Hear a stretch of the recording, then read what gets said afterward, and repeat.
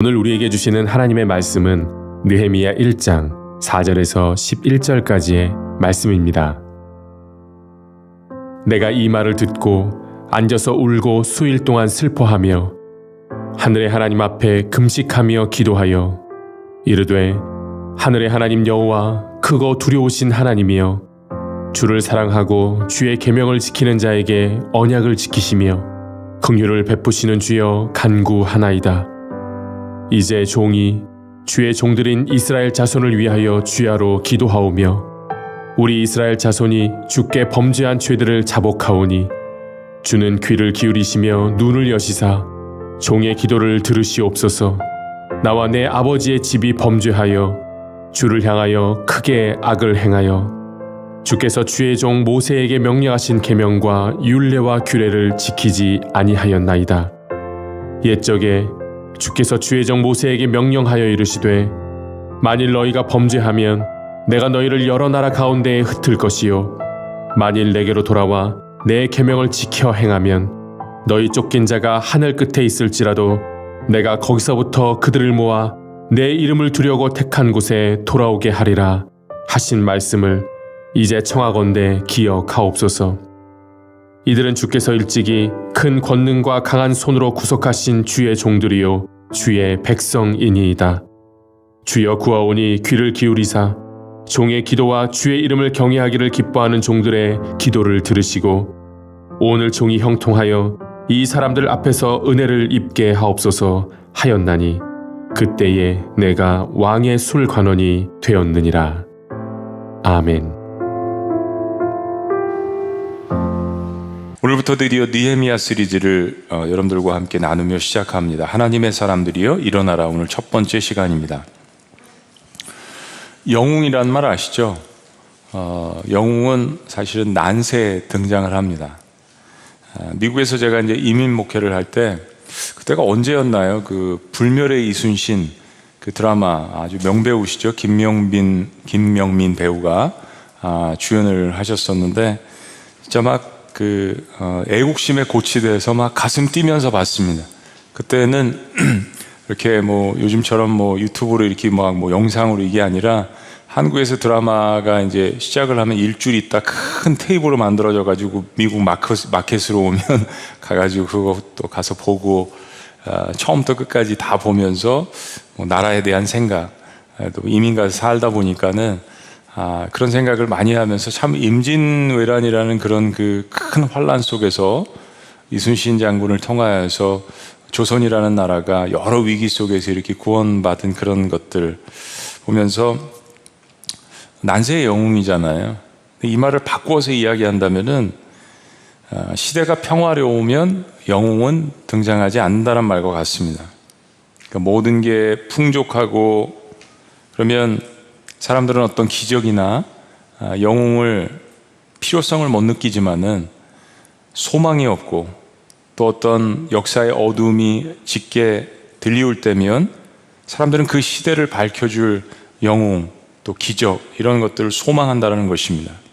인류의 역사가 이것을 계속해서 반복적으로 보여줍니다. 성경의 역사도 역시 마찬가지죠. 그런 면에서 유다민족의 가장 암울한 역사 속에서 혜성처럼 등장한 하나님의 사람이 있었습니다. 바로 느헤미야입니다.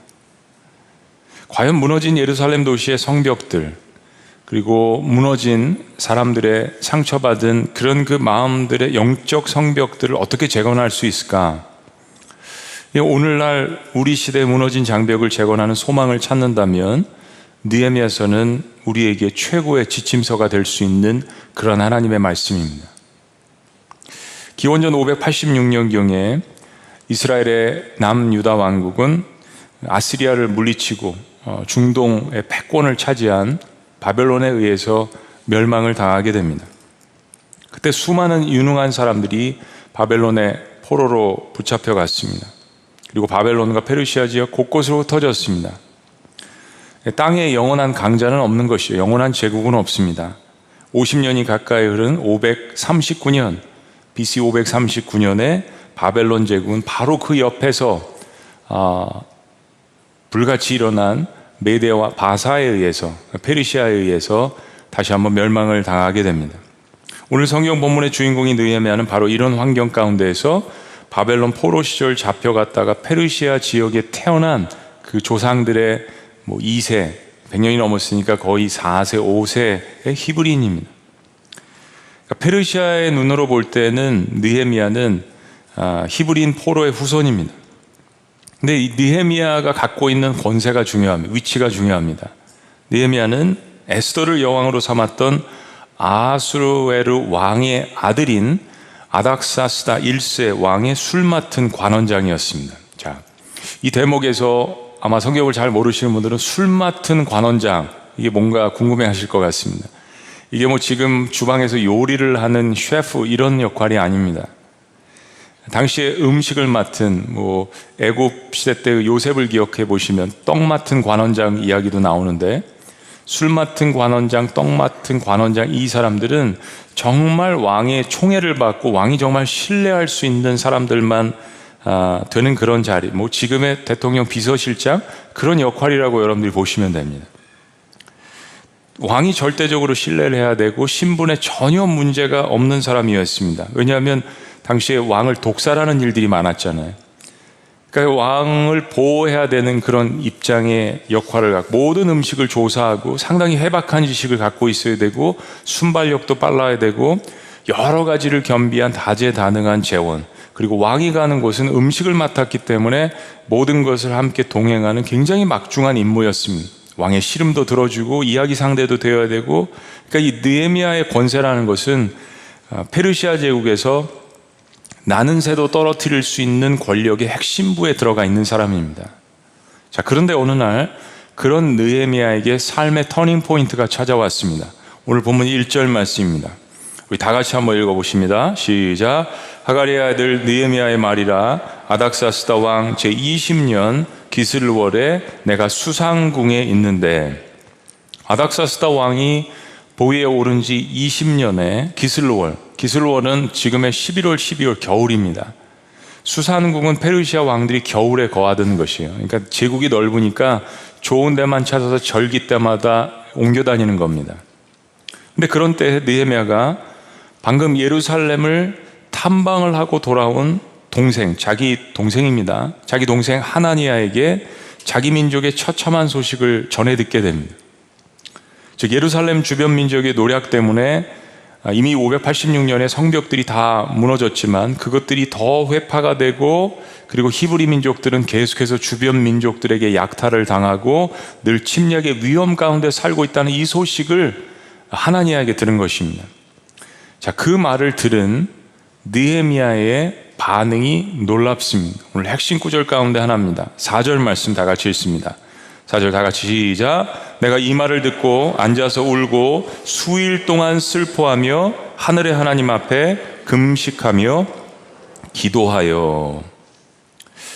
느헤미야는 지금 상황 말씀드린 것처럼 히브리인 2세로서 페르시아 제국의 통치하에 태어난 제국의 고위급 관리인입니다. 그냥 편안하게 살 수 있는 사람입니다. 출신 성분이 좀 그래서 그렇지 인정을 받고 좋은 위치에 있습니다. 그런데 자신이 하나님께 속한 사람이라는 사실을 그 이방 땅에서도 잊지 않았습니다. 이게 자기 증조 할아버지, 그 윗대, 그리고 할아버지, 그리고 자기 아버지로부터 예루살렘을, 이스라엘을, 유다를 자기 조국이라고 그렇게 가르침을 받고 살았습니다. 그런 느헤미야가 예루살렘의 참담한 소식을 듣고 기도하고 울부짖으며 금식하기 시작했다는 이야기입니다. 자, 느헤미야가 이렇게 식음을 전폐하고 금식하고 기도한 데는 역사적인 배경이 있습니다. 바벨론으로 142년 전 포로로 잡혀갔던 이스라엘 백성들이 사실은 140년 동안 3차례에 걸쳐서 귀환을 하게 되는데, 이게 목적이 회파된 성전을 회복하고 성벽을 둘러싸는 도시를, 나라를 다시 한번 재건하는 데 목적이 있었습니다. 그 1차가 언제 일어났냐면 BC 537년 남유다가 멸망한 지 50년이 지나서 당시에 페르시아 왕 고레스가 조서를 내려서 스룹바벨이라는 지도자 아래 약 5만 명의 포로로 잡혀갔던 유대인들이 귀환하게 됩니다. 이때 전쟁으로 파괴된 예루살렘 성전을 건축을 하게 되는데, 사마리아인들이 사실은 혼혈이 된 같은 민족이었지만 북이스라엘의 멸망함으로 말미암아서 혼혈이 된 사마리아인들이 이거를 방해를 했습니다. 그래서 약 17년 동안 이게 잘 이루어지지 않다가 BC 520년에 다시 재건축을 해서 515년경에 이것이 완성하게 됩니다. 이때 여러분 잘 아시는 소선지자들 있죠. 학개나 스가랴라는 선지자가 스룹바벨과 함께 이를 같이 주도하면서 신앙개혁을 부르짖었습니다. 근데 성전의 기초를 놓고 회파됐던 성전을 다시 한번 복원을 하면서 솔로몬 성전을 기억하는 사람들, 구전을 통해서 알고 있었던 사람들, 그림을 통해서 알고 있었던 사람들이 다시 와서 성전을 재건하긴 했지만은 그 앙상한, 초라한, 과거의 화려한 솔로몬 성전과 비교했을 때 참 초라한 그 성전을 보고 그들이 예배를 하면서 하나님 앞에 하염없이 눈물을 흘렸습니다. 이것이 첫 번째 기환이었습니다. 두 번째는 BC 458년, 1차 기환한 지 80년이 지난 BC 458년에 페르시아 왕 아닥사스다 1세 때 바로 학사 겸 제사장인, 나중에 느헤미야랑 동역을 하게 되죠. 에스라가 어린아이와 여자까지 합쳐서 약 7,000명 정도를 데리고 와서 성벽을 재건하려 했습니다.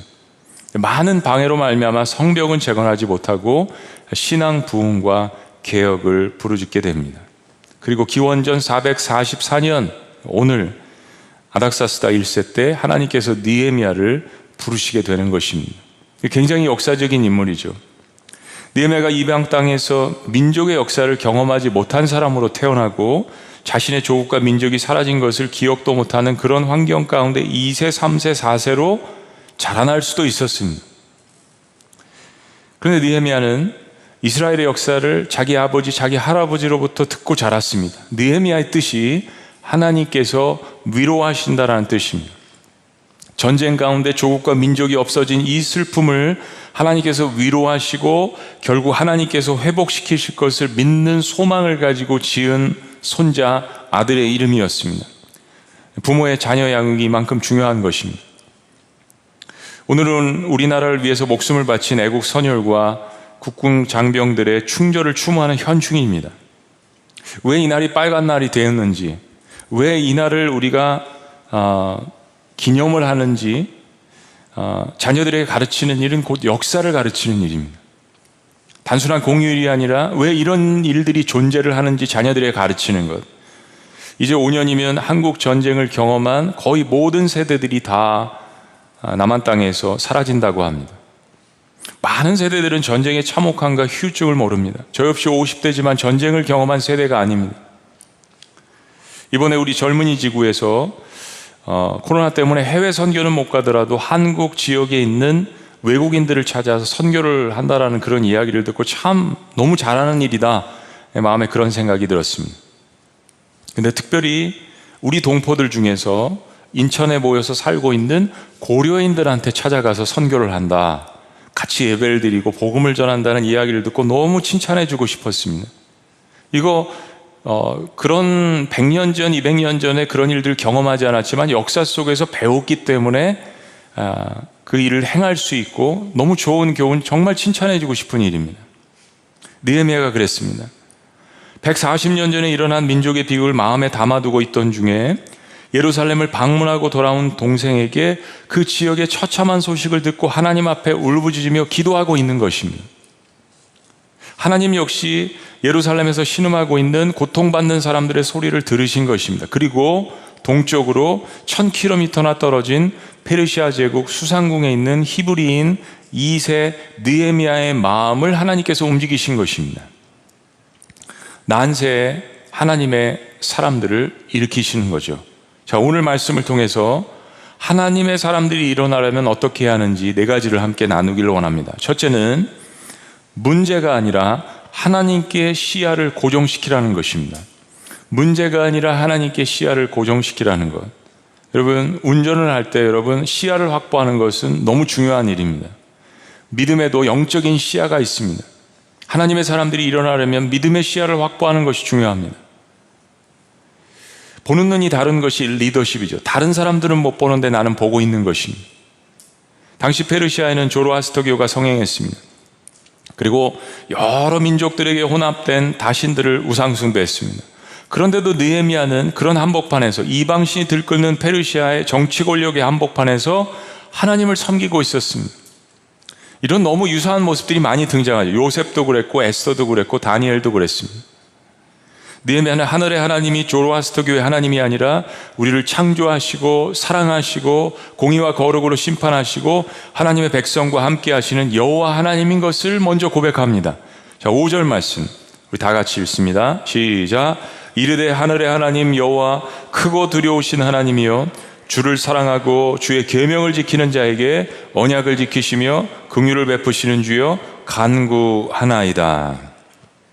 그리고 하나님께서 하나님의 언약을 지키는 자들을 축복하신다는 이 약속의 말씀을 들고서 하나님 앞에 주장합니다.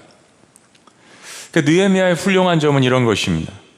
자기가 갖고 있는 위치, 자기가 갖고 있는 엄청난 조직, 자기가 갖고 있는 맨파워 이런 것들을 의지하기보다 먼저 하나님 앞에 무릎을 꿇었다는 사실입니다. 히브리인 2세로서 대영제국, 당대 최강국 페르시아에서 가장 성공한 이방인의 위치에서도 느헤미야는 절대 주권의 하나님을 신뢰하고 있었습니다. 사랑하는 여러분, 우리가 가장 절망적인 순간에 우리의 마음속에서 우리가 끄집어내야 되는 것은 어떤 다른 것이 아닌 절대 주권자이신 하나님에 대한 신뢰입니다.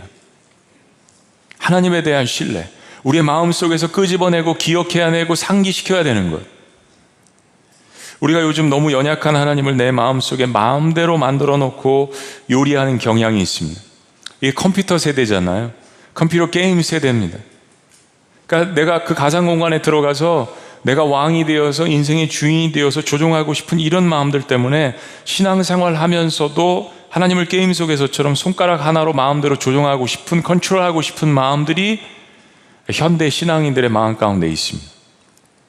그러니까 어려운 일을 만나면 상상할 수 없이 크신 하나님을 생각하는 것이 아니라 내가 컨트롤하는 내 마음 속에 만들어 온 하나님을 연상시킵니다. 그러니까 결국 못나고 연약한 내 마음을 신뢰하는 거나 다름이 없습니다. 야성이 점점점 죽어가고 있습니다. 하나님의 사람들은 위기의 순간에도 하나님이 나를 일으키시고 하나님이 문제를 해결하시는 분이라는 믿음의 시야를 확보하는 것이 중요합니다. 저는 상처에 대한 설교를 많이 합니다. 상처, 또 회복, 이걸 통해서 다시 한번 하나님의 사람이 돼서 그 일을 하게 하는 것이 목적입니다. 그러나 자신의 개인의 상처에만 함몰되어 있는 이 신앙은 사실은 사탄이 원하는 거죠. 어차피 위기는 우리의 삶 속에서 늘 존재합니다. 삶 자체가 사실 위기 아니겠습니까? 그러니까 인생의 위기에만 시야를 고정시킨다는 것은 우리는 끝내 위기 속에만 빠져들어가게 되는 것입니다. 거기에만 계속 초점을 맞추고 그거 해결에만 급급한 삶이 될 수 있는 것입니다. 그런데 그 모든 문제를 다스리시는 하나님께 우리의 믿음의 시야를 돌린다면 하나님께서 그 순간부터 우리의 삶의 문제에 개입하시기 시작하는 것입니다.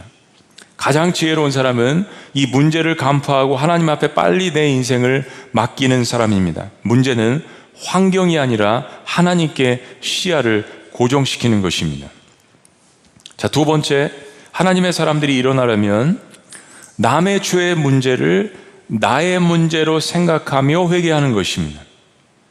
남의 죄의 문제를 나의 죄의 문제로 생각하며 회개하는 것, 공동체 의식, 연대 의식을 갖는 것이 중요합니다. 사랑하는 여러분, 느헤미야의 환경을 생각해 보면 느헤미야가 아무런 심경의 변화를 보이지 않아도 누구 하나 욕할 사람이 없습니다. 잘 살아가고 있잖아요. 노예의 후손, 포로로 잡혀간 후손으로서 그래도 페르시아에서 한자리 하면서 떵떵거리며 주변에 있는 자기 민족들을 보호하며 그렇게 살았을 거예요. 그걸로 만족할 수 있지 않습니까? 비록 자기 조상들이지만 첫째, 이미 140년 전의 일이고, 둘째, 예루살렘에서 태어나지 않았고, 무엇보다 자기 자신은 세상을 통치하는 막강한 페르시아의 왕을 보자 하는 비사건으로서 건강하게 잘 살고 있습니다. 그런데도 느헤미야는 왕궁의 산의 진미를 뒤로하고 1000km나 떨어진 한 번도 가보지 않은 자기 조상들의 조국 예루살렘의 일을 전해 듣고 울부짖으며 마음을 찢고 금식을 했습니다. 4절 말씀을 다시 한번 읽습니다. 다시 한번 시작. 내가 이 말을 듣고 앉아서 울고 수일 동안 슬퍼하며 하늘의 하나님 앞에 금식하며 기도하며. 형제 하나니가 전해준 이 이야기를 느헤미야가 듣고 털퍽 주저앉았습니다. 마음이 무너졌습니다. 그리고 슬퍼했습니다. 그리고 하나님 앞에 금식하며 기도합니다. 사랑하는 여러분, 아마 지난 1년 동안 몇 번에 걸쳐서 말씀을 드렸지만 신앙의 척도는 다른 사람의 아픔을 내 아픔으로 받아들일 줄 아는 것입니다. 영성의 깊이 가운데 하나는 과연 내가 하나님의 사랑으로 다른 사람의 상처를 치유하고 공감하고픈 열정이 있느냐 하는 것입니다. 그것이 결국 복음전도로 이어지는 것이죠. 사람들을 긍휼히 여기는 마음, 그 하나님의 마음으로 그렇게 치유하고픈 마음이 내 삶 가운데 있느냐, 그것이 신앙 아니겠습니까? 하나님이 그런 마음으로 우리에게 이 땅에 내려오시지 않았습니까? 느헤미야는 상관하지 않아도 됐습니다. 누가 뭐라고 할 수 없는 처지였습니다. 무시해도 될 문제였습니다. 근데 느헤미야는 이 문제를 개인의 문제와 민족의 문제를 떠나서 하나님 나라의 문제로 받아들였습니다. 자신이 갖고 있는 안락한 환경을 떠나서 민족의 아픔을 하나님께 드릴 줄 아는 그런 영성이 이미 준비되었던 것입니다. 사랑하는 여러분, 사람이 무엇에 웃고 무엇에 울고 무엇에 화내는지를 보면 그 사람의 영성이 파악됩니다. 그렇지 않겠습니까? 느헤미야는 여기서 그치지 않았습니다. 더 놀라운 것은 느헤미야가 회개를 합니다. 회개의 기도를 하나님 앞에 올려드립니다. 6절 말씀 우리 다 같이 읽습니다. 다 같이 시작. 이제 종이 주의 종들인 이스라엘 자손을 위하여 주야로 기도하오며 우리 이스라엘 자손이 주께 범죄한 죄들을 자복하오니 주는 귀를 기울이시며 눈을 여시사 종의 기도를 들으시옵소서. 나와 내 아버지의 집이 범죄하여. 7절 이어집니다. 주를 향하여 크게 악을 행하여 주께서 주의 종 모세에게 명령하신 계명과 율례와 규례를 지키지 아니하였나이다. 느헤미야는 역사적으로 자기 자신과 아무 상관도 없었던 과거 조상들의 죄까지 용서함을 빕니다. 그리고 자기 자신을 포함시킵니다. 하나님, 나와 나의 아비 집이 범죄하여. 나와 나의 아비 집이 범죄하여. 그러지 않아도 되는 사람이잖아요. 여러분, 100년이 넘었습니다. 140년 전의 일이에요. 예루살렘에 살고 있지 않습니다. 근데 이런 기도입니다. 하나님, 우리 교회가 갖고 있는 어려움들, 하나님, 저 때문에 생긴 일입니다. 제가 게으르고 제가 기도하지 않고 제가 예배가 망가지고 제가 열정이 식어지고 저 때문에 생긴 일입니다. 하나님, 회개합니다. 하나님, 지금 우리나라가 직면하고 있는 여러 도덕적인 타락의 문제들, 영적으로 혼탁한 문제들, 열정이 식어진 문제들, 하나님, 저 같은 사람 때문에 생긴 일입니다. 하나님이 어떤 은혜를 저에게 주셔서 제가 그리스도인이 됐는데, 하나님, 제가 게으른 문제입니다. 제가 회개합니다. 나 같은 그리스도인이 하나님 앞에 먼저 회개합니다. 이게 1000km 밖에서 일어났다는 일입니다. 하나님은 이런 사람을 찾고 계십니다. 그리고 이런 사람을 역사 속에서 들어서 사용하십니다. 여러분 같으면, 여러분이 하나님이시라면 이런 공동체 의식을 갖고 있는 사람을 사용하시지 않겠습니까? 하나님은 이렇게 공동체의 죄의 문제를 나의 문제로 생각하며 회개하는 개인과 교회를 사용하십니다. 저는 현대 시대의 그리스도인이 잃어버린 능력 중에 하나가 회개라고 생각합니다. 죄는 부끄러운 것입니다. 그러나 회개하는 그리스도인은 하나님 앞에 아름다운 것임을 다시 한번 기억해야 합니다. 특히 다른 사람의 죄와 허물까지 연대의식을 가지고 나의 죄인 것처럼 하나님 앞에 자복하며 눈물로써 회개하는 일은 바로 하늘문을 여는 기도입니다. 바로 하나님이 기다리고 계시는 기도입니다. 그런 기도가 우리 속에, 그런 회개함이 우리 속에 회복되시기를 주의 이름으로 축원합니다. 세 번째, 하나님의 사람들이 일어나기 위해서는 하나님의 약속을 주장하라는 것입니다. 하나님의 약속을 주장하는 것. 믿음의 연료를 기억하는 것입니다. 믿음도 식을 때가 있죠. 믿음이 부족할 때가 있습니다. 믿음의 연료는 하나님의 약속의 말씀입니다. 하나님의 사람들이 위기 가운데 외쳐야 하는 것은 어떤 다른 신조, 내 경험, 지식, 전통과 생각이 아닌 바로 하나님이 우리에게 주셨던 은혜의 약속의 말씀들입니다. 느헤미야는 기도 가운데 하나님께서 과거 자신의 조상들에게 주셨던 약속의 말씀들을 기억해냈습니다. 이것은 평상시에 느헤미야가 하나님의 말씀을 깊이 묵상하고 있었다라는 증거죠. 8절은 이렇게 이야기합니다. 옛적에 하나님 예전에 과거의 역사 속에 주께서 주의 종 모세에게 명령하여 이르시되 만일 너희가 범죄하면 내가 너희를 여러 나라 가운데 흩을 것이요. 불순종하는 데 따른 죄의 결과가 있다는 것이죠. 그것도 인정합니다. 그러나 두 번째 9절 만일 내게로 돌아와 회개하고 하나님께로 돌아오면 내 계명을 지켜 행하면 다시 한번 순종하고 다시 한번 예배하면 너희 쫓긴 자가 내가 흩은 자가 하늘 끝에 있을지라도 내가 거기서부터 그들을 모아. 너무 마음에 감동이 되는 하나님의 마음을 감동시킬 수 있는 하나님이 이야기하셨던 것들을 리프레이즈해서 다시 한번 하나님의 약속의 말씀을 주장하는 느헤미야. 그들이 하늘 끝에 있을지라도 어떠한 환경이 있을지라도 내가 거기서부터 그들을 모아 내 이름을 두려고 택한 곳에 돌아오게 하리라. 다시 예루살렘으로 돌아오게 한다는 이야기예요. 이 말씀을 이제 청하건대 하나님 앞에 다시 주장하건대 하나님 기억하옵소서. 하나님이 기억력이 부실하신 분이 아닙니다. 하나님이 잊으신 분이 아닙니다. 그러나 느헤미야는 이 말씀을 자신이 기억했다는 것을 하나님 앞에 주장하면서 이 말씀대로 하나님께서 응답하실 것을 요청합니다. 10절 왜요? 이들은 하나님 이 조상들은 이 백성들은 주께서 일찍이 큰 권능과 강한 손으로 구속하신 하나님의 백성들이 아닙니까? 하나님의 종들이 아닙니까? 하나님 회개하고 다시 순종하면 돌아오게 하시리라고 우리 아버지 조상들에게 우리 할아버지들에게 이야기하시지 않았습니까? 여러분 위기를 만났을 때 성경의 거의 모든 위대한 지도자들의 기도들을 살펴보면 거기에는 어김없이 반드시 하나님의 약속을 주장하는 기도들로 가득 차 있습니다. 내 생각이 아닙니다. 전통이 아닙니다. 하나님이 약속하셨던 그 기도들을 그것들을 기억해냅니다. 기도는 말씀과 병행하는 것입니다. 때로 기도가 짧다라고 기도 어떻게 해야 되냐고 여쭤보시는데요. 기도가 짧은 것은 하나님을 알지 못하기 때문입니다. 하나님을 알지 못하는 것은 말씀을 알지 못하는 것입니다. 말씀에는 하나님의 약속의 언약이 넘쳐납니다. 기도는 그것을 하나님 앞에 가져가서 하나님의 뜻을 구하는 것입니다. 하나님의 뜻을 구하는 것이 막연한 것이 아닙니다. 바로 하나님이 주신 은혜의 약속의 말씀을 붙들고 그 한 말씀을 가지고 하나님 앞에 외치고 주장하는 것입니다. 그것이 내가 100마디 이야기하는 것보다 훨씬 더 나은 결과를 가져오게 됩니다. 하나님의 사람들은 문제와 위기 속에서 우리가 하나님 앞에 어떻게 나갈 것인지 하나님의 약속의 말씀을 통해서 방향을 찾고 목적을 찾고 그 약속의 말씀을 통하여서 하나님을 대면하고 하나님 앞에 부르짖습니다. 우리가 뭐를 기도해야 될지 모를 때, 우리가 기도의 방향을 상실할 때, 기도의 목적을 상실하고 그래도 하나님 앞에 머리 뒤밀고 기도할 때 불현듯 이런 마음 가운데 성령님을 통하여서 하나님께서 주시는 말씀이 떠오를 때가 있습니다. 바로 그 말씀이 하나님께서 여러분에게 붙들고 기도하라고 주신 말씀인 것입니다.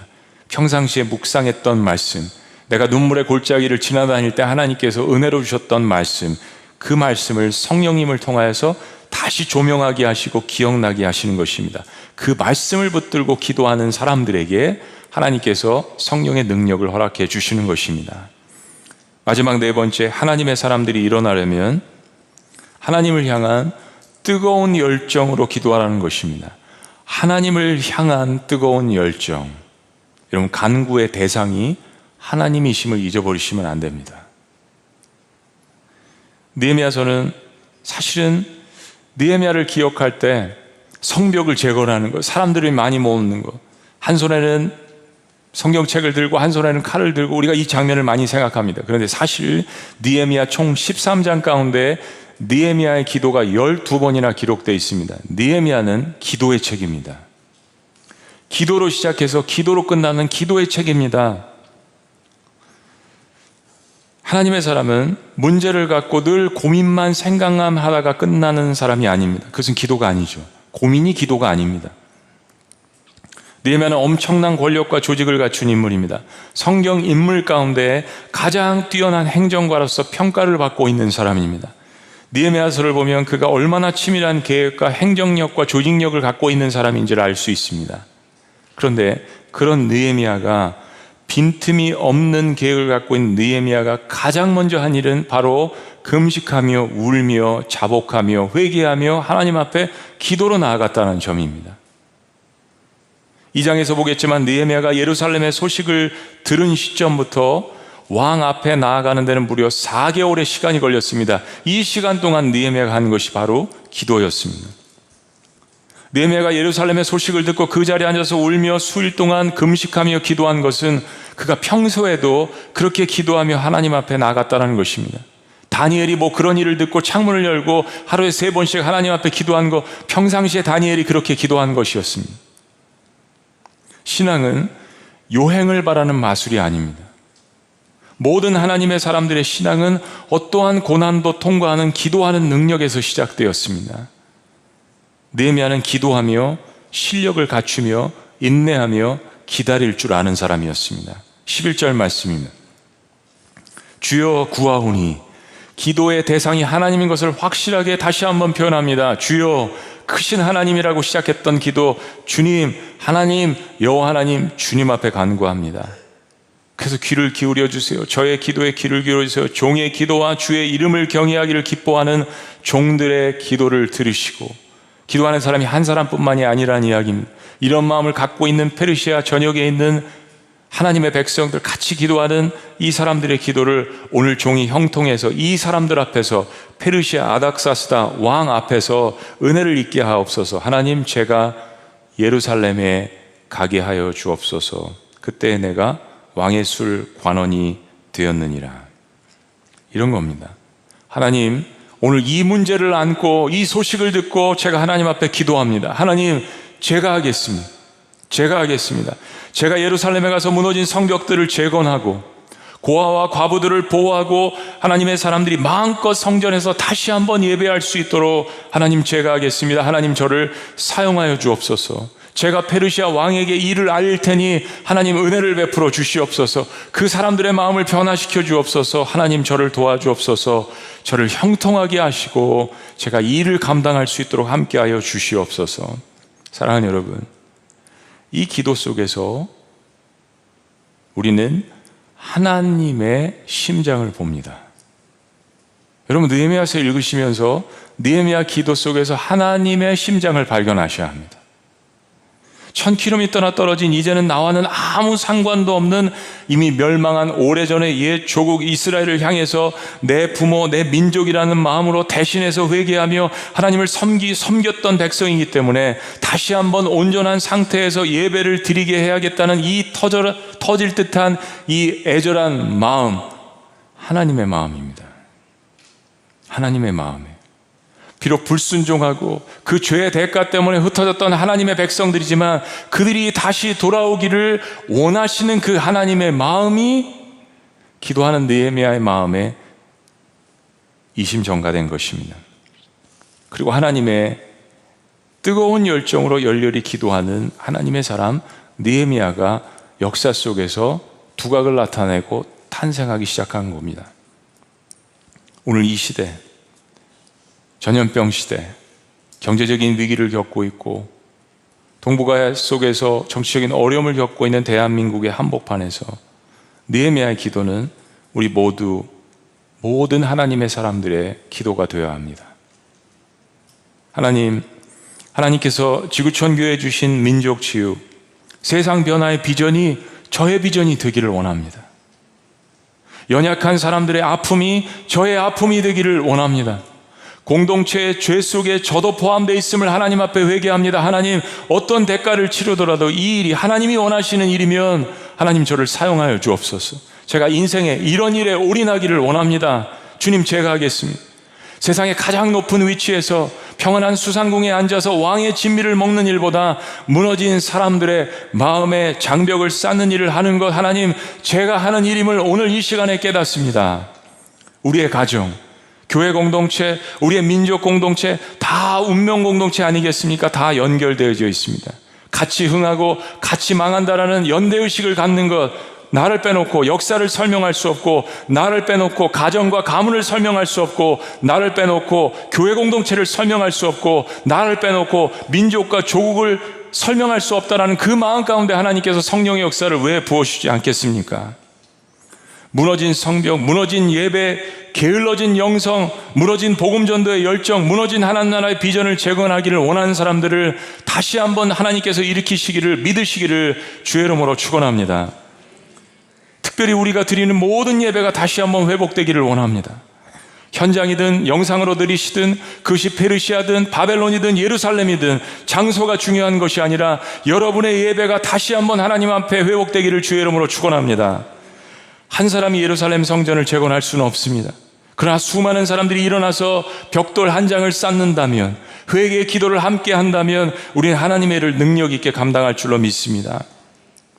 그리고 무엇보다 우리의 목적은 이 모든 것을 통하여서 국가주의를 이루고 민족주의를 이루는 것이 아니라 그것을 뛰어넘어서 우리 민족이 하나님 앞에 축복을 받음으로 말미암아서 모든 영광을 하나님 앞에 올려드리고 이스라엘 백성을 택하셔서 열방을 축복하기로 하셨던 하나님의 그 말씀과 비전을 회복해서 복음 증거하고 선교를 하는 민족의 있음을 잊지 말아야 할 것입니다.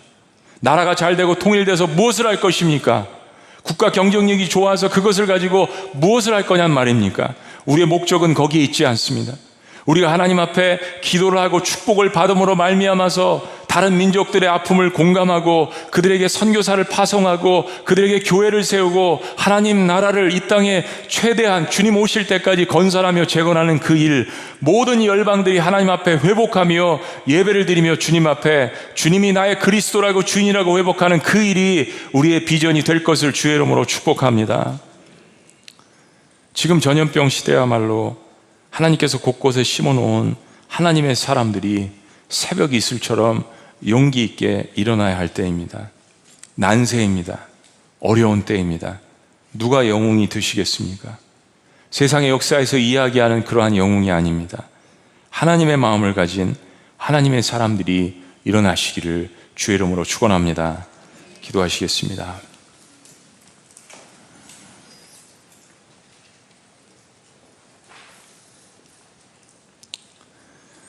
사랑하는 여러분, 오늘날 시대를 보면 회색지대에 살고 있는 사람들이 너무 많은 것 같습니다. 개인주의에 함몰된 신앙이 너무나도 많은 것 같습니다. 방관주의자들이 너무 많습니다. 그러나 우리가 사랑하는 가정, 우리가 사모하는 교회 공동체, 민족은 다 운명 공동체입니다. 다 연결되어져 있습니다. 질타해봤자 나를 빼놓고는 설명할 수 없습니다. 느헤미야는 140년 전에 무너진 조국을 자신의 조국이라고 믿었습니다. 그리고 그것을 다시 한번 재건하는 것을 하나님의 마음이라고 믿었습니다. 그리고 하나님 앞에 일을 펼쳐놓고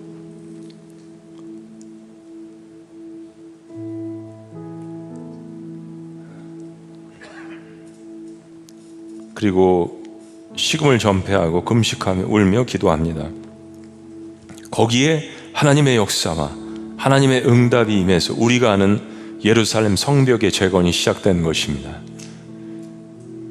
그리스도 오심을 다시 예비한 거죠. 우리는 느헤미야서를 통해서 우리 자신을 다시 한번 회복해야 합니다. 내가 인생을 무엇에 올인해야 할지, 우리 가정을 다시 회복해야 합니다. 교회 공동체를, 예배를 다시 회복해야 합니다. 더 나아가서 우리 민족을 하나님을 예배하는 민족으로 다시 회복해야 합니다. 눈에 보이는 물리적인 성벽들이 아니라 사람들 마음 가운데 무너져 있는 영적인 성벽을 재건하는 일, 하나님 부족하지만 이 일을 제가 하겠습니다. 같이 하겠습니다. 벽돌 한 장 한 장을 기도하는 마음으로 쌓아 올리겠습니다. 그런 사람들을 하나님 만나게 하여 주시옵소서. 문제가 아니라 하나님 앞에 시야를 고정시키기를 원합니다. 하나님, 저에게 믿음의 지경을, 믿음의 시야를 넓혀 주시옵소서. 하나님, 나의 죄를 넘어서서 남의 죄의 문제를 나의 죄의 문제로 생각하며 회개할 수 있도록 역사하여 주시옵소서. 공동체 의식을 가질 수 있도록 주님, 저의 마음에 공감 능력을 회복하게 하여 주시옵소서. 다른 어떤 것을 주장하는 것이 아니라 하나님이 제게 약속하신 은혜의 말씀들, 약속의 말씀들을 주장할 수 있도록 주의 종을 붙들어 주시옵소서.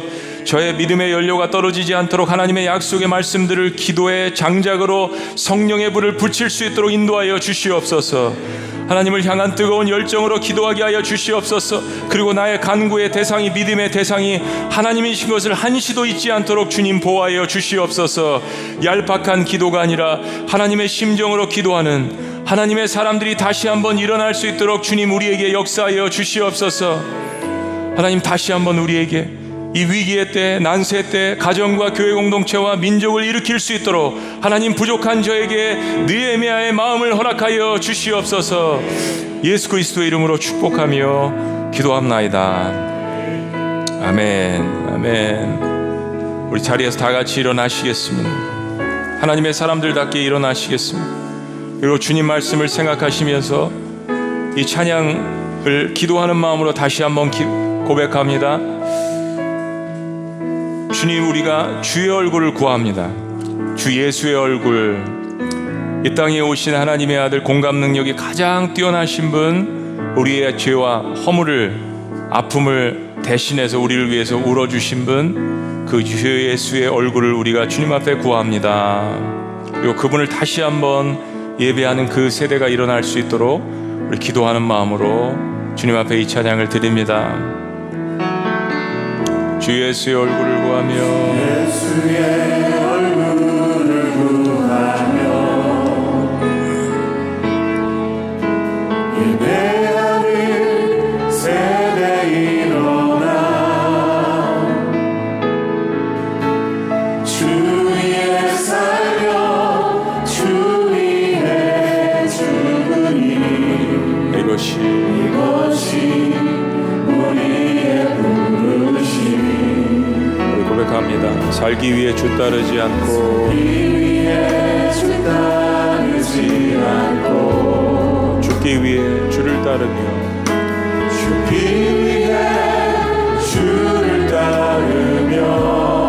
내 가진 것 모두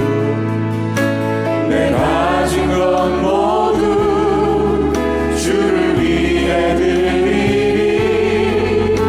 주님의 일 행하시옵소서.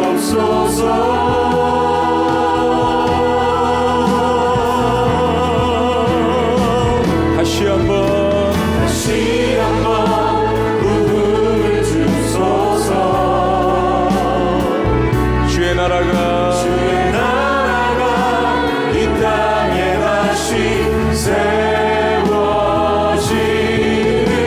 그 영광을 우리 보게 하소서. 주 예수의 영광을. 다시 한번 고백합니다. 믿음으로 주 예수의 얼굴을 구하는 세대. 할렐루야. 주 예수의 얼굴을 구하며 예배하는 세대 일어납시다. 할렐루야. 예배하는 세대 일어나 주 위에 살며, 주 위에 살며 주 위에 죽으니 이것이 우리의 부르심. 살기 위해 주 따르지 않고,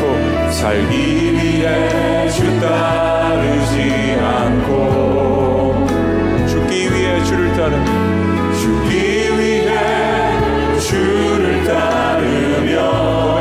고백합니다. 내 가진 것 모두 주를 위해 드리리. 주님의 일 행하시옵소서. 이 두 손으로 고백할까요? 주여, 다시 한번 부흥을 고백합니다. 다시 한번 부흥을 주소서. 주의 나라가 이 땅에 다시 세워지는 그 영광을 우리 보게 하소서.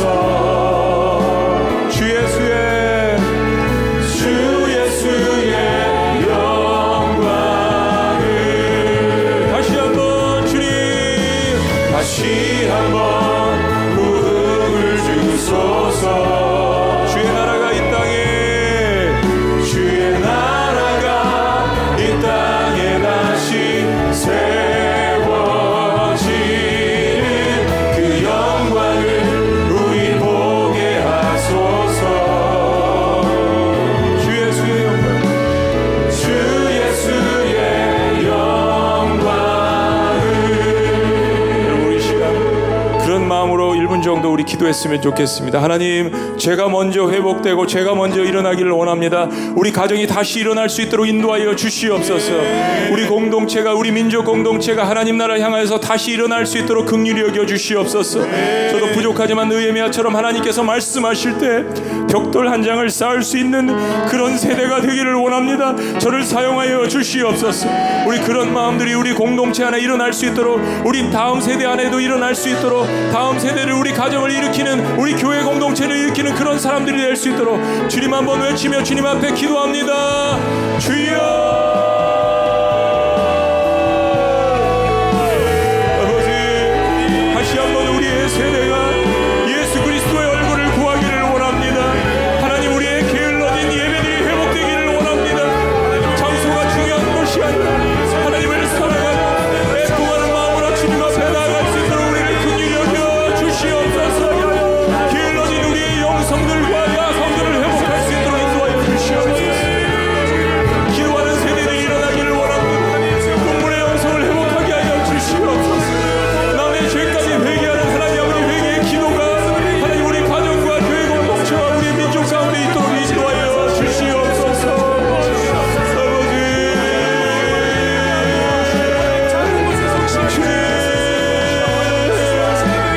남의 아픔을 나의 아픔으로 생각하는 하나님 그리스도인들이 일어나게 하여 주시옵소서. 거리가 중요한 것이 아니라 1000km가 중요한 것이 아니라 하나님, 기도하는 세대들, 하나님의 마음으로 아픔을 공감하는 세대들이 일어나게 하여 주시옵소서. 주님, 우리의 가정을 주님 앞에 드립니다. 우리의 교회를 주님 앞에 드립니다. 우리의 민족을 주님 앞에 드립니다. 아버지, 사용하여 주시옵소서. 벽돌 한 장을 쌓는 마음으로, 문고리 한 장을 다시 한번 외역하는 마음으로 주님 앞에 나아갑니다. 하나님의 마음이 하나님 우리에게 전달될 수 있도록 주님 인도하여 주시옵소서. 다시 한번 복을 주소서. 부르는 마음을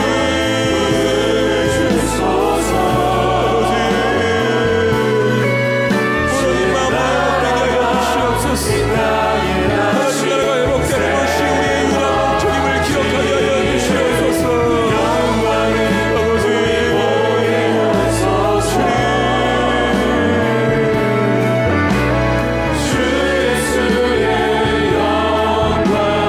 다시 한번 복을 주소서.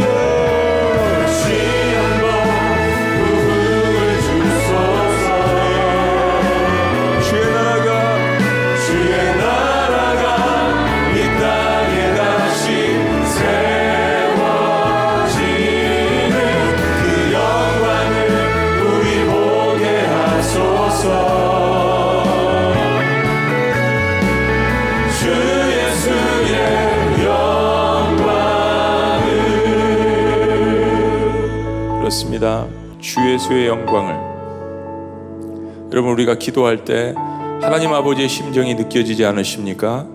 하나님께서 무너진 것들을 또한 우리의 심령을 통하여서 보시기를 원하십니다. 우리도 하나님 아버지의 마음을 통하여서 세상의 아픈 것들과 무너진 것들을 보게 하심을 마음 가운데 느낍니다. 살아계신 하나님, 이 세대에 꼭 필요한 말씀 느헤미야서를 통하여서 우리의 가정과 교회 공동체와 우리 민족과 조국이 다시 한번 회복되어서 모든 영광을 하나님 앞에 올려드리며 민족 지위와 세상 변화에 대한 이 비전을 다시 한번 우리가 회복할 수 있도록 역사하여 주시옵소서. 이 비전을 다시 한번 시작하게 하신 삼위일체 하나님, 성부와 성자와 성령의 이름으로 축복하며 기도합나이다. 아멘.